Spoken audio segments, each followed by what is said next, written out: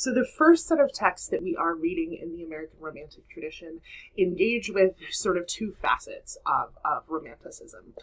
One of those is the idea of the historical novel, which was very, very prominent in the American Romantic movement. And the second of those is the frontier mythology. Now, in terms of historical novels, a lot of Romanticism dealt with writing about the past in a very romanticized, starry-eyed sort of way. This is a period of time where the nation is established. Much of the wilderness of the West had been explored, settled, was now agriculture and farmland. But we have a lot of people who are starting to sort of romanticize these early, exciting days of the New World and this untouched West, right? And in those historical novels, we get writers like James Fenimore Cooper and Catherine Ringa Sedgwick, who are writing about actual sort of historically adjacent events of varying accuracy between the two of them, but they're writing about them with an emotional slant. So they're emphasizing the emotions and the emotional journey of the people in those stories in a fictionalized way. Now, the second part of these excerpts is the frontier myth. So, in order to sort of get a foothold on what the frontier myth is, I'll ask you this. What comes to mind when I say the American frontier? You probably think of something like this, or this covered wagons, untouched wilderness, sort of trappers and adventures and the wild, right? That is what many people think of when they think of the American frontier, right? But there are two versions of the American frontier.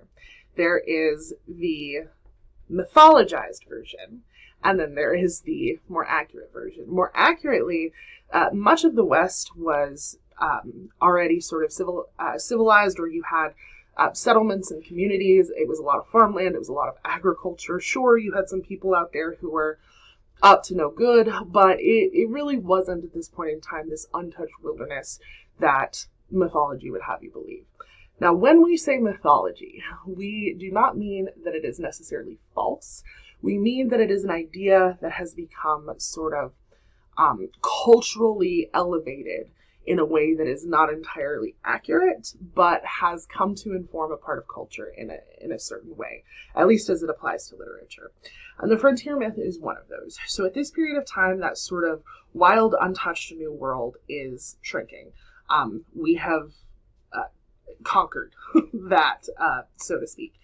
And this had a lot of people nostalgic for, the untouched wilderness of the frontier. Now, the word frontier actually just refers to a border. If you speak Spanish, the word frontera is the same origins. But a frontier is just a border between civilization and wild, between society and between savagery, between these two sort of competing ideas of this established proper nation and this wild unknown. And the frontier is where a lot of the early romantic tradition takes place. So in the frontier myth, we have archetypes. So we have the frontier hero, for example. The frontier hero is usually sort of a man of the wild, or a trapper, or an adventurer. He's sort of on the fringes of society. He doesn't really fit in with the civilized folks. He's usually sort of a friend to the native people, and he sort of exists in this territory between wild and civilized, right? And this is, I think, especially relevant to the excerpts that you're reading from James Fenimore Cooper. He wrote a series of novels called the Leatherstocking Tales that detail the adventures of Natty Bumppo, also referred to as Hawkeye. And this is a classic example of the frontier hero. This is where The Last of the Mohicans comes from, which is probably his most well-known text. Now, James Fenimore Cooper was one of the earliest to engage with these ideas, and these ideas would eventually become to establish what is known as the American Western. And the American Western is one of the most distinctly and exclusively American genres that is fueled by this idea of the mythologized West. Now, you are only reading one chapter, which is the story of the fathers. And in it, you will see not only the archetype of the frontier hero, but we also have archetypes of Native people and of women. So for context of The Last of the Mohicans, essentially you have these two daughters of a colonel, Cora and Alice Monroe, and they are being transported to a fort by Natty Bumppo. He's going to take them through the wild wilderness to safety, at the behest of their father. Natty Bumppo also has a close ally among the Native people, Chingachgook, who is an example of what we would consider the noble savage archetype. He is a native person, but he is friendly to white people, essentially.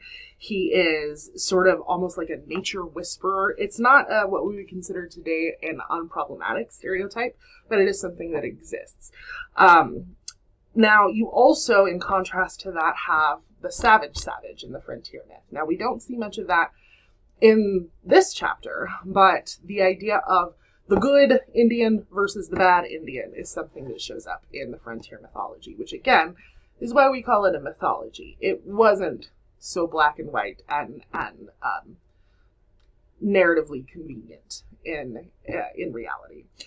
You also have archetypes of women in the frontier myth. Now, you don't see much of this in this chapter, but you generally have either the woman who is against violence and sort of no, don't do that. Don't go do that wild adventure thing. And then these are the women who are worth saving, Alice and Cora Monroe. Or you have the woman who is more of like a temptress or a seductress who is tempting men out into the wild to do dangerous things. Literature is tied to culture. Culture historically is not unproblematic. And so these are oftentimes racially coded. Oftentimes women of Native or Mexican American or Central American descent are represented as the second kind, this sort of temptress version, whereas white women are often represented as the pure version, which gets problematic, as I'm sure you can understand why. Now, in James Fenimore Cooper's version, we get this idea of the mythologized frontier hero and get a taste of what that looks like in The Last of the Mohicans. And the story is called The Last of the Mohicans. The Mohicans are a tribe, and the idea is that these are the last remaining members of this tribe, this disappearing frontier, this disappearing wilderness, this longing for a past that didn't actually exist that way is a present part of that story to pay attention to. The second text or excerpt that you're reading is from Catherine Maria Sedgwick's Hope Leslie.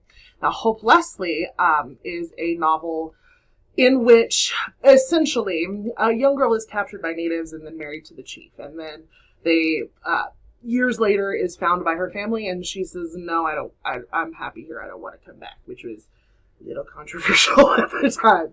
Catherine Maria Sedgwick was very influential in historical noveling, particularly, which is notable because she was a woman, and this is a period of time in which women's literature is not very highly regarded, shall we say. Now, the chapter that you are reading is about the Pequot War. Pequot is spelled with both a D and a T, so just be aware of that if you look into any resources for that. But essentially, the Pequot War was a conflict between the Massachusetts Bay Colony, this is back here in the Puritan era, and the Narragansett and Mohegan tribes. So again, we're looking back at history in writing this historical novel. So tensions rose over a number of things between Dutch English and Pequot people. Pequot were a tribe of natives, and then you had, the Narragansett and the Mohegans who were aligned with the Massachusetts Bay Colony. And so this is a conflict that went on over many years. Certain important people were killed in certain conflicts and the blame got passed around, and long story short, it was a very bloody and unfortunate battle, or series of conflicts rather. So what this story specifically, or the chapter that you're reading specifically is referring to, is that what's known as the Mystic Massacre. The Mystic Massacre was a specific conflict where the Massachusetts Bay colonists had approached a tribe, their homeland essentially, and they approached this village, and only about 20 soldiers actually breach the gate, and they're quickly overwhelmed by the Pequot people. So in order to escape, they started fires. Now, after they started fires, they essentially trapped the Pequot people within that village, and it ended up being a very brutal ordeal. So out of an estimated 500 Pequot people in this village, 7 were taken prisoner and 7 were known to escape to the woods. So most of them died. Now, the chapter that you are reading is a conversation between 3 characters. So first of all, we have Digby. Digby is the servant of this family. He was a veteran of the Pequot War, and he doesn't trust American Indians. And he is, that's who Digby represents. He is telling his war story, or starts to tell his war story. Then you have Everell. Everell is the son of this family, the Fletcher family. He is 14 years old, and he is friends with Magawiska. Magawiska is a young Pequot girl who is also a servant at the Fletcher family's household, and she is sort of telling her version of events at what happened in Mystic Massacre. And in many ways, this chapter sort of challenges and engages with the idea of that mythology, which is not to say that it's completely unproblematic either. But as you're reading these 2 texts, you want to consider the different representations and how they're engaging with history in this sort of romanticized or fictionalized frontier heroic kind of way, and at the same time, how these texts are challenging those ideas.